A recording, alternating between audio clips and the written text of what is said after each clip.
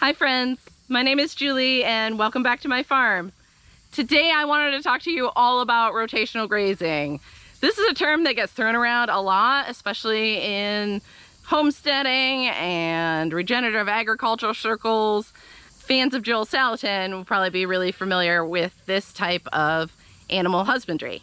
And it's something that we practice on our farm. In fact, it's one of our main missions of this farm is to practice regenerative agriculture through rotational grazing. And when we talk about grazing, we're talking about ruminants. A ruminant is any mammal that has a rumen, and this is one of the chambers of their stomach or digestive tract, and its purpose is to help them digest grass or material high in cellulose, plant material basically. So they have an active microflora in that gut chamber that helps ferment the grass, as well as a lot of villi and surface area that help grind that material down. And that's what's so great about raising these animals. As long as you can provide them with grass, they can feed themselves. And that was one of the most appealing things for me about them. And then as I learned more about the benefits of rotational grazing, I knew that this was the type of farming that I wanted to do. So what do I mean when I say rotational grazing? That's literally the act of moving animals from one grazing spot or piece of pasture to a new one. And that can simply be putting a gate between two halves of a pasture and moving them back and forth once a month. And that's rotating your pastures. And rotational grazing goes by a lot of different names. There's a lot of different styles or techniques or schools of thought when it comes to this type of grazing. There's strip grazing, which is literally just putting a line across a pasture and giving them a few feet more every day to eat. There's mob grazing, where you're really stocking the animal density in an area and moving them a lot more frequently, forcing them to eat everything in a small area because competition is high. And then there's more of the style that we do, which I like to call more of a management intensive rotational grazing, where we're moving these animals every 12 to 24 hours. Now I know many of you are probably asking, why go to this much trouble? Moving these animals daily for one person takes about an hour each day, when it would be much quicker for me to just throw some bales of hay in there. So why put in that much labor? Well, there are a lot of benefits to rotational grazing, and they really boil down to soil and animal health. By not letting these animals overgraze or stay in an area too long and deposit too much manure on that land, I'm allowing it to recover faster and minimizing the impact that these animals have. That in turn stimulates this grass to grow faster, which over time gives me more forage to feed my animals. So it's actually saving me money by doing this, because I probably get 2 or 3 times as much grass by moving them daily and allowing this grass to recover like it needs to.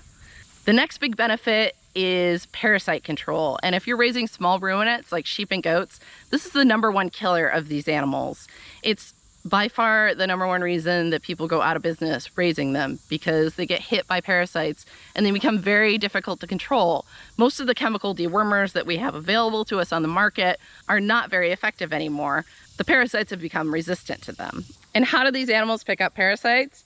Well, by eating in the same area that they poop. So if I allow them to just be in this area for a short amount of time, they're gonna eat as much as they can, they're gonna poop here, and then they're gonna move on and they're gonna eat fresh grass where they haven't pooped yet. So it's simply a matter of the amount of exposure these animals get to the parasites and their eggs. And at the same time, they are spreading their manure evenly along this field. They're not depositing it all in one area where I have to come later with a tractor and compost it and spread it out onto the field. They're actually doing all of that work for me. Now, the equipment you need is very minimal. We chose to go with these electric netting fence from Premier One, but you can get away with just reels of poly wire. You can train these sheep. I've seen them trained down to just a single wire, and that's a lot less material to lug around and move. So that can be a good solution, especially if you're working in a pasture that already has a perimeter fence in case they do break through that wire. Then you need a way to electrify that wire. We've chosen to go with the solar chargers. They're super portable, which allows us to graze pretty much anywhere. Another good option is if you have a static charger and you can run high tensile wire from that charger to wherever your animals are grazing and be able to hook it up to whatever fence you're using. And then the last and probably most costly option, which I don't really like because it doesn't offer a lot of flexibility, is to actually put up permanent fences into small paddocks. So to divide a main pasture into quarters or ace, and then simply put up gates so you can move those animals from paddock to paddock. All of these options work. Now, you don't have to do this intensive rotational grazing to see some benefit to your land and your animals. Really, any kind of movement from one area to the other is going to help in some way. But if you want maximum benefit from your actions, there are some basic tenets to remember. And I like to refer to this as the rules of three. And this is just an easy way to remember it. These are a little bit flexible depending on where you are and what season you're in. But the rules of three are that you really don't want animals to stay in any one area for longer than 3 days. And the reason that is because it takes about 3 days for the grass that they've grazed to start to regrow. And you really don't want them to have a chance to come back over that land and graze that new baby growth on that grass before it has a chance to get well established. The next rule is to not return to the same plot of land for at least 30 days. And again, this will vary as to what area you're in, but this refers more to the parasite life cycle. So with most parasites that affect sheep or goats, their eggs are going to die off within about 30 days after they're laid on that ground. Now, there are always exceptions to this rule. I think there are some species that go as long as 35 days, but 30 days is just a good rule of thumb to remember. Here we go as long as we can, and for us right now with this amount of animals and this amount of land, it's about 45 days, which is great. 60 days would be even better.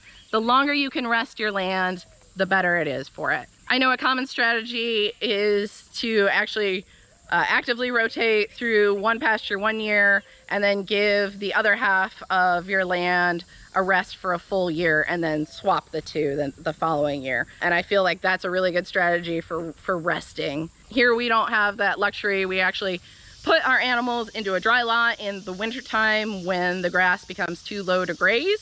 So that gives us a good 3 to 4 month rest period on all of the land. But rest is good for growth and it is bad for parasites. So at least 30 days. And then my last rule of three is to try and not let these animals graze the grass down lower than 3 inches tall. Most of your parasites are actually going to be in that bottom 3 to 4 inch section of the grass. You also want to leave enough of that plant behind so that it still has a good root system and that it can regrow. So the next time that your animals rotate through that area, they have plenty to eat. If you want to get into next level rotational grazing, there is a benefit to adding multi-species to the same herd. So if I were to add cows to this sheep herd, they would eat different plant stuff, so they would probably make better use of each area. They would also break up each other's parasite life cycles. So the cows would ingest some of the sheep parasites, and the sheep would ingest some of the cow parasites, and then therefore prevent them from contaminating their actual host species. Another great thing that we've tried to do here is to follow your ruminants with birds. So we have a mobile chicken coop that we pull around the property in the same pattern as the sheep go. So they are following behind them, but we found that we just don't have enough chickens to move them fast enough or to make it worth moving them every day as well with the sheep so that we could really take advantage of the benefits of chickens following ruminants. But what those birds do is help break up the manure and incorporate it into the soil a lot faster through their scratching. They also will eat any flies or bugs that are growing because that manure is sitting there. So they really help with those insect populations. Now on this farm, we choose to graze our sheep and our goats separately. And that's because I found that's the best way to keep both groups happy. They really prefer different plant material to eat, and this way I can put them in the areas that are best for each of them. Also, there's no benefit as far as parasites go to combining those two species because they do share the same parasites.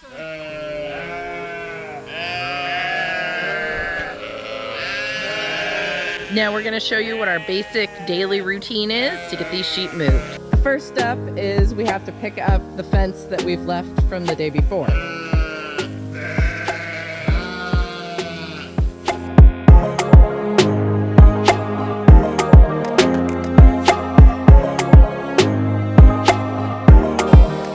As you pick this fence up, it pays to try and keep it from getting tangled as much as you can. So Daryl's picking it up in a very organized way.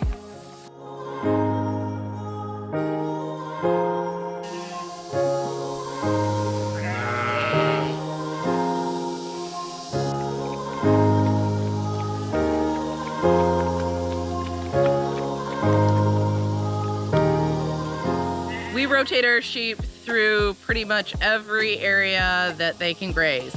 So that includes what we refer to as our main pasture at the front of our property, any of the yard area, as well as 2 different pastures in our neighbor's property.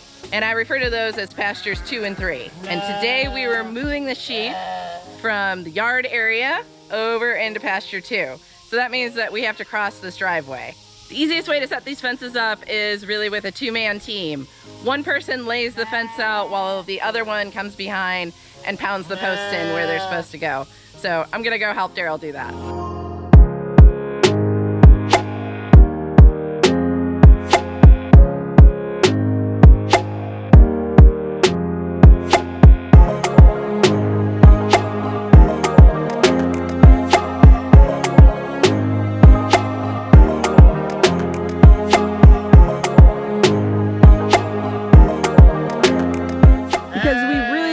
Sheep to get out as we move them across our driveway here.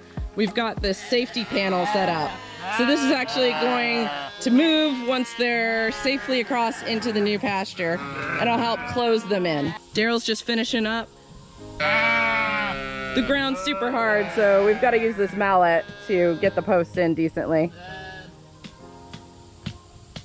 So once you've got your fence set up, the next step, for us at least, is we move their feed pans. And then we're gonna put down just a little bit of grain to lure them to the area we want them to go.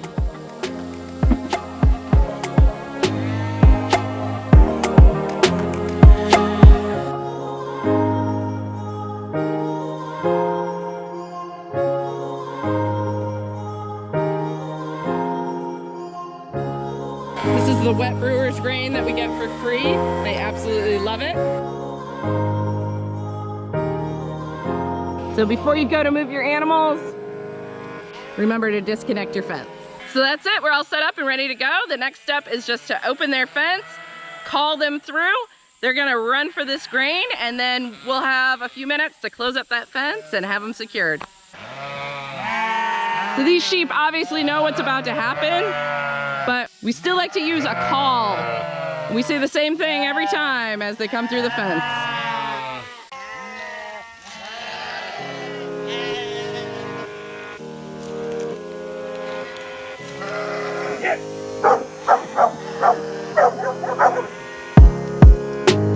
Come on, girls! Come on, girls! Come on, girls!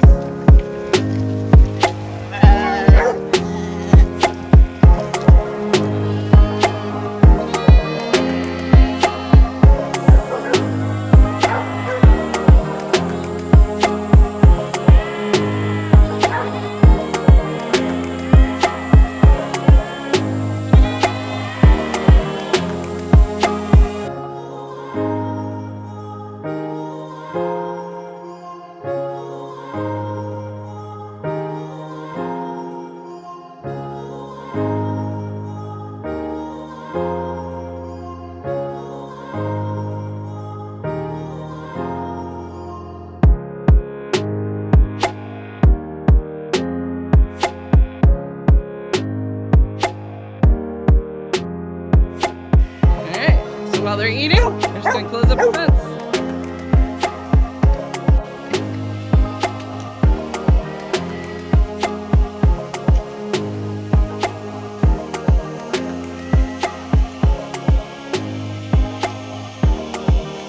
So we get pretty good at estimating the distance when we set these up, since we do it every day. But as you can see, we overlap a little bit, and that's just fine. That's way better than being short and having to move all your posts again. You can see we've given the sheep this line of trees here. Now, this doesn't offer a whole lot in the way of forage for them, but it is offering a lot of shade.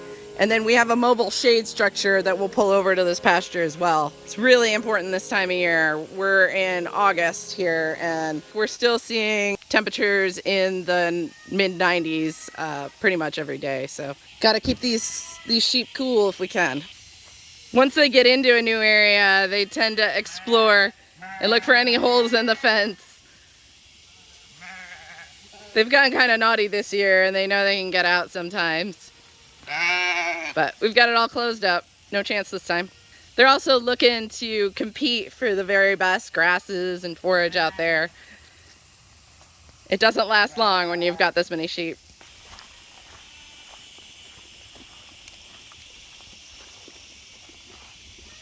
Don't forget to get your bucket, because they like to get them stuck on their heads sometimes. So after they're secure, we just move their water tub, fill that up. We try to keep that in the shade if we can as well. And then Daryl's grabbing the solar charger. So we'll find a good sunny spot near the fence to set that up. All we gotta do is pound in the ground rod and hook up the wires.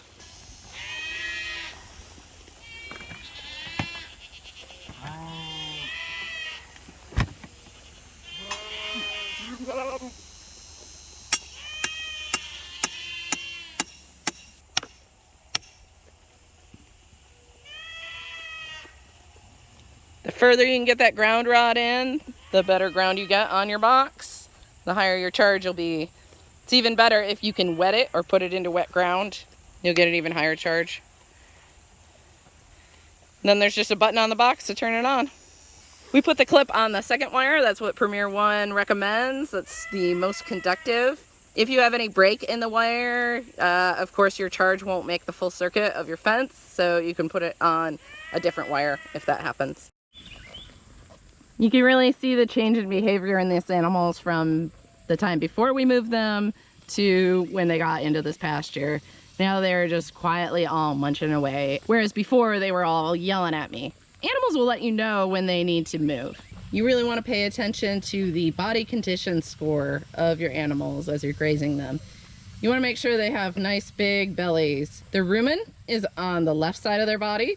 So if you see a bulge or a fullness on that left side, you know that they've gotten a good full meal. If all your animals are laying down, quietly chewing their cud, that's a really good sign that they're all full and satisfied. Learning how to graze your animals in a way that benefits them and your land the best way is going to take some time. It takes a while to learn the land and to learn how much they're going to eat, and that's going to vary through different times of the year. So people ask me all the time, how many animals can I have on this much land? And there's just not a simple answer. There are really just so many variables that go into deciding how much land that you need for a certain number of animals. Now, there are calculators that you can find on a lot of the agricultural university websites that will help you measure the amount of forage you have and kind of figure out how many pounds that is.